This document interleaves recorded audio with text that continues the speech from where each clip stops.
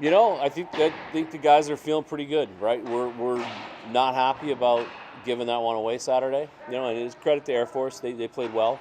They played better, but we had the game won, right? It was in our back pocket, and we gave it away, and now we got to get one back. Coach, you have a heck of a good team coming in here for 2 games set. How do you approach Michigan and You have to defend. You have to be, make a conscious effort to play the game the right way against such a talented team, and try your best to make it hard on them, right? And give them a little adversity to face. And they're really good. They're very talented. They're very deep. And if we don't play the right way, we won't have success. Michigan struggled a lot with turnovers, especially in the guys who are going to try to attack them. Well, again, you gotta play hard. Like Mankato did a really good job playing them hard, and made a conscious effort to play the right way, and they almost got out of there with 2 wins. And that's what we have to do. We have to make life hard on them, and again, just really make an effort on the defensive side of the puck, do everything the right way, and make it hard on a very talented, deep team, and that's the plan. Coach, special teams is always important, especially in Michigan. After last week, you had a good game on special teams and kind of a rougher game two. Where do you see your focus needing to be in special teams? Well, I mean, we had 2 opportunities on Saturday on the power play, and we took 2 penalties on it, right? So it never really got a chance to get set up and get going. And then the kill, well, again, was really good. I mean, they scored a 4-on-3 goal on a questionable call, and our guys made a couple wrong reads on it. But a 4-on-3 is tough to defend. So the kill was 9 for 9 before that. So there's no issues with the kill. The power play was 2 for 5 on the weekend. It was pretty damn good. So going 2 for 5 and 9 for 9, you're going to take that all day. I don't see any issues with our special teams or any reason to make any adjustments. Say it again. What are some positives from game one against Air Force? Well, it's hard to beat anybody 8-1, right? And especially in altitude on the road against a really tough team to play. Air Force is good. They're big. They're old. They defend very well. They're hard to play against. And I think that the positive out of that game is we certainly have a lot of upside, right, and a lot of skill. We just got to make sure that the will stays consistent, right? We're always going to have skill, and that's the message. Look, we've had a really talented team here in our first year at Mullet who beat really good programs and all in 1 year. We beat Minnesota, we beat North Dakota, we beat Boston College, and we ended up 3 games under 500, right? Because the will was like this, right? So the will has got to be like this. And if we find a way to get this team to really buy into that, and I think they will and they want to, we're going to have a lot of success this year. And we looked really good in a lot of phases for our first weekend. This past weekend, and we got 3 complete studs out of the lineup right now. So when we get those guys back, we're going to be very, very, very good. I think it was great. It was a big monkey off his back to get such a nice goal early, and I just think that despite even scoring and getting a nice assist on Saturday, overall his detail and his habits were really good, especially for a freshman. He showed us a lot. He was good on face-off Saturday night. He was responsible defensively. He made a couple puck management mistakes, but we're going to let him play through those. We got to let him play. We got to take the reins off him and let him do his thing. But it's just about learning how to manage games at this level and when to live the fight another day. And he did some great things for us last weekend. First home game here as kind of that main team in Arizona or Phoenix. What are you expecting the atmosphere to be like? It should be a great atmosphere. We're hoping that all the kids skip school or get out early, and we're hoping that everybody stops working. Nobody works in Arizona on Fridays anyway, so they don't need to go to class the Friday. They can skip class. They have my permission. This is more important. And even the students at ASU, you have my permission to skip class. Right? You don't need to go to class. Don't show this to Dr. Crow. But they put us at 3:30, and listen. Football feeds us here, right? So football is paramount. It has to be paramount. I get that. Nobody's a bigger ASU or Kenny fan than me. We need 5,000 people in here at 3:30 to see Gus Farwell sing the national anthem on Friday, and then all 5,000 got to walk 100 feet and fill Mountain America and put 55,000 in for a really, really big game for our football program that if we win, we're probably going to be ranked, and that's a tremendous success story in just that second year with what that staff had to take over. So it's going to be a great day for Sun Devil Athletics on Friday. When you kind of look at things, obviously, atmosphere too much and kind of make some mistakes early? I don't want to calm them down. I don't want to calm them down. I want them to be shot out of a cannon and punch them right in their mouth. That's the goal. That's how you got to start games, and we started both games that way this weekend, and we want to continue to do that. You mentioned getting them to buy into a consistent will. How do you get them to buy into something like that? It's just a conscious decision, right? There's some mistakes that we made on Saturday that I thought were in our. Look, the way we coach is we let guys make mistakes. We let them play through them, but they got to be hard mistakes. They can't be a conscious decision of soft puck touches because you don't want contact after you get rid of it. It can't be, a conscious decision that's not a hard decision. If you make a mistake, you make a physical mistake. That's the game, right? Everybody makes mistakes, and you got to let kids play through them. That's what developing and coaching is. But you make a conscious decision to make a soft mistake, we got to continue to weed those out so they happen less and less, especially when we get into conference play. It's a good weekend for Kyle Small and all that line with Benji and RA. What did you think of his good this week? Yeah, Smoley's he's what we already know he is. Like, he's just a jack of all trades. He plays up and down the lineup. He can kill. He's got offensive hard skill. The hard skill is really, it's hard to find, right? And we want that's kind of like the perfect player, right? Somebody that has the skill and the will at all times. That's what hard skill is, and that's what Kyle Smolin is. He's got hard skill.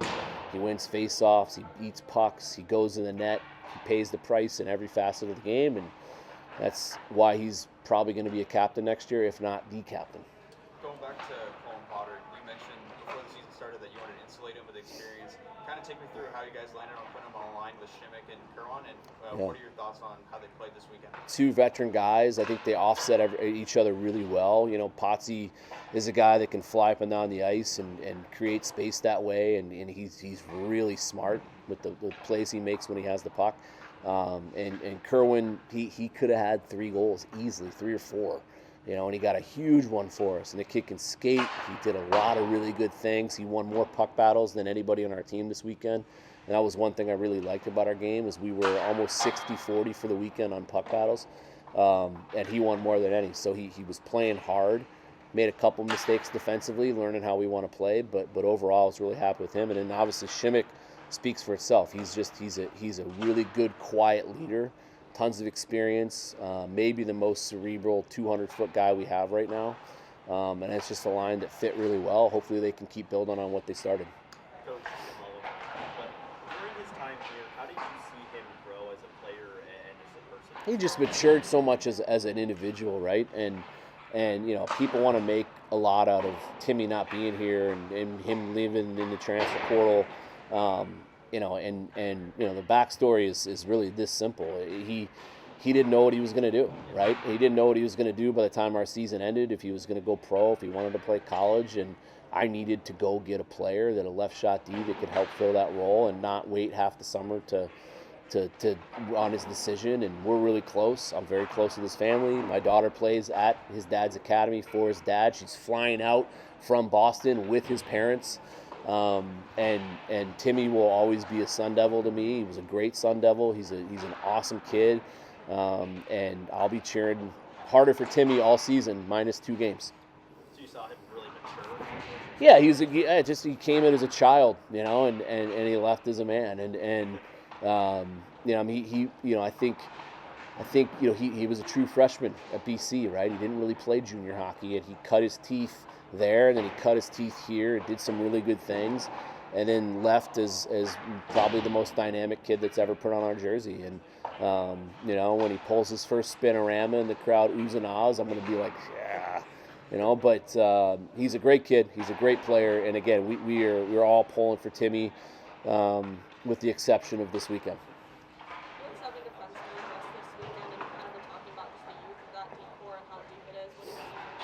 I thought overall the decor was really good. I thought the freshmen, a few of them made some freshman mistakes, but nothing egregious, and they're just going to continue to get better and better. They're going to continue to play more and more. They're big pieces of this team. They're huge pieces of next year's team and beyond. So we've got to let them go out and just play, and cut their teeth. They're going to do some really good things as we continue to go. Coach, speaking of defense, how big an impact did Novak have? Yeah, he's so good. Like, he's big. He can make plays. He's got a good stick. He's a great teammate. He's another one of those kids kind of cut from the the Tyler Gratton, Brian Chambers, Brandon Tabak, and Cloth, where like I'm really already chapped that I only get him for a year.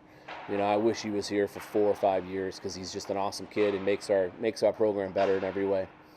Coach, let's say on court, offensively, we know how great he is, but how is he kind of learning his way defensively? He's a heady kid. He's a heady kid. He's a hockey player, right? Like you don't really watch Sammy play and his skating's good, but it's not great, right? He doesn't bounce. He doesn't really pop off the sheet to you if to the blind eye, but he's got so much substance to his game.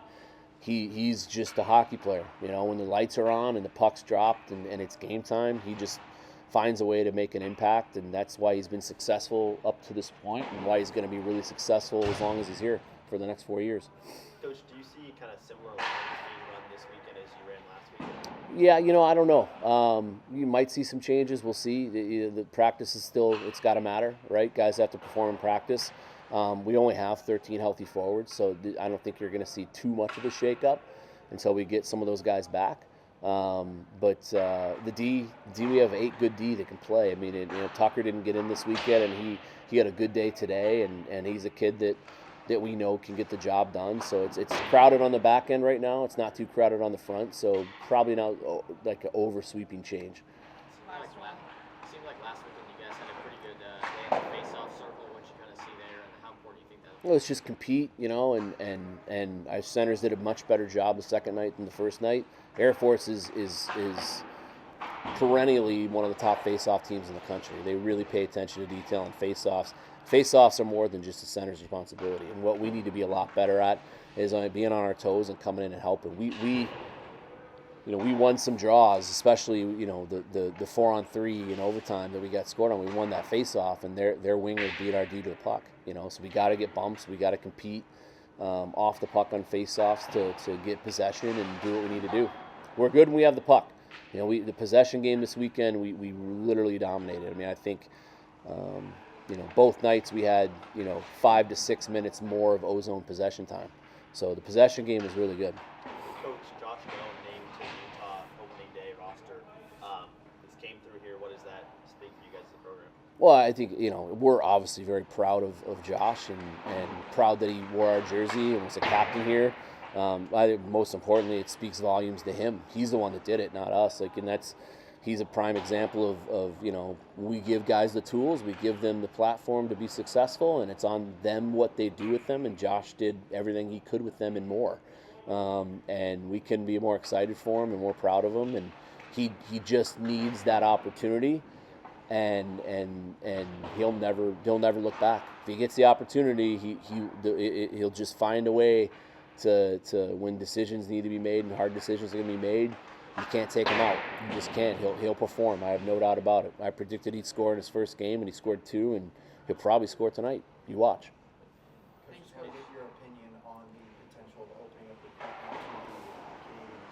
Canadian. Yeah, obviously I'm all for it. I've said it publicly. I think it makes college hockey deeper. I think it makes college hockey better. I think it helps smaller programs, especially who struggle with the portal, losing good players in the portal right now, and struggle with keeping up with the NIL arms race and all those things, to go into deep leagues that are very talented and open up a player pool. I think it's going to bring the basement of college hockey up. And I think that's a good thing. We want to be competitive. And then obviously right now we still have too many good players than there are stalls. This is really going to create even more of an issue from there. Hopefully it leads to growth. We want it to lead to growth. We need more those schools to add hockey. It's working here in a major way. Our revenues exceed our expenses. That's hard to do in college sports in today's landscape. And if we can do it, why can't Washington do it? Why can't Oregon do it? Why can't Utah do it? Why can't Colorado do it? Why can't Texas do it? They can do it. They can do it. You want to add a revenue sport? Add hockey. See you guys. Thank you.